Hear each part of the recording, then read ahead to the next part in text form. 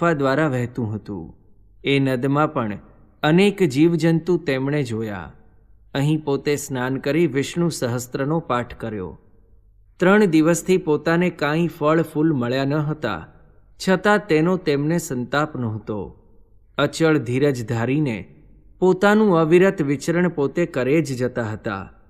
નદીને કાંઠે કેળાની વાડી હતી. તેમાંથી કેળાની કેટલીક લૂમો વાયુના વેગથી નીચે ખરી પડી હતી. તે લઈને તેમાંથી થોડા કેળા બાલમુકુંદને નૈવેદ્ય ધરાવી પોતે જમ્યા. એ સમયે 500 નાગા વૈરાગીઓની એક જમાત ત્યાં આવી. તેમના ગુરુ આગળ હતા. ત્યાં નીલકંઠ વર્ણીને ઝરણા પાસે બેઠેલા તેમણે જોયા. તેમની દિવ્ય પ્રતિભાથી આકર્ષાઈ તેમના ગુરુ નીલકંઠ વર્ણી પાસે આવ્યા અને તેમને નમસ્કાર કર્યા. તેમના શિષ્યોએ પણ નીલકંઠ વર્ણીને નમસ્કાર કર્યા. પછી નીલકંઠ વર્ણી પાસે સૌ આવીને બેઠા. એટલે નીલકંઠ વર્ણીએ તેમને પૂછ્યું, આપ સૌ કોણ છો અને શા હેતુથી અરણ્યમાં ફરો છો?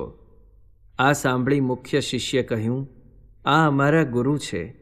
તેમણે હઠયોગની સાધના કરી છે. દૂરદર્શન, દૂરશ્રવણ વગેરે સિદ્ધિઓ તેમને વરેલી છે. અમને સૌને તે હઠયોગ શીખવાડે છે. એટલું કહીને તેણે નીલકંઠ વર્ણી સામું જોયું. પરંતુ નીલકંઠ વર્ણી ઉપર તેમના શબ્દોની કાંઈ અસર થઈ નહીં.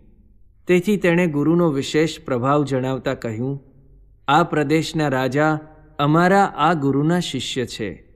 તેમને પણ અમારા ગુરુની કૃપાથી દૂરદર્શન, દૂરશ્રવણની સિદ્ધિ સુલભ થઈ છે. એટલે ગુરુએ તરત જ કહ્યું, તમે તો અંતર્યામી છો, છતાં પૂછો છો એટલે કહું છું કે હિમગીરીની તળેટીનો આ પ્રદેશ એ પુણ્યભૂમિ છે. યોગભ્રષ્ટ આત્માઓ જ અહીં જન્મ લે છે. અહીં કોઈ મનુષ્ય આવી શકતું નથી. અર્જુન અહીં આવ્યા હતા તે પણ શ્રીકૃષ્ણની કૃપાથી જ આવી શક્યા હતા.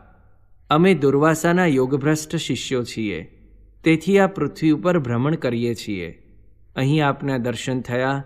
હવે અમે અક્ષરધામના અધિકારી બનીએ એવો આપ ઉપાય બતાવો. એટલામાં એક પુરુષ ત્યાં આવ્યો. તેની કાંતિ જોઈ નીલકંઠ વર્ણીને લાગ્યું કે આ પ્રદેશનું તે રાજા લાગે છે. છતાં તેમણે તેને પૂછ્યું, આપ કોણ છો? એટલે તરત જ તે ગુરુએ કહ્યું, આ પ્રદેશના એ રાજા છે, અમારા શિષ્ય છે અને મેં તેમને હઠયોગ શીખવાડ્યો છે. તેને પણ દૂરદર્શન અને દૂરશ્રવણ સુલભ બન્યા છે. આપને અહીં આવેલા જાણી તે આપના દર્શન સારું અહીં આવેલ છે. નીલકંઠ વર્ણી આ સાંભળી પ્રસન્ન થયા.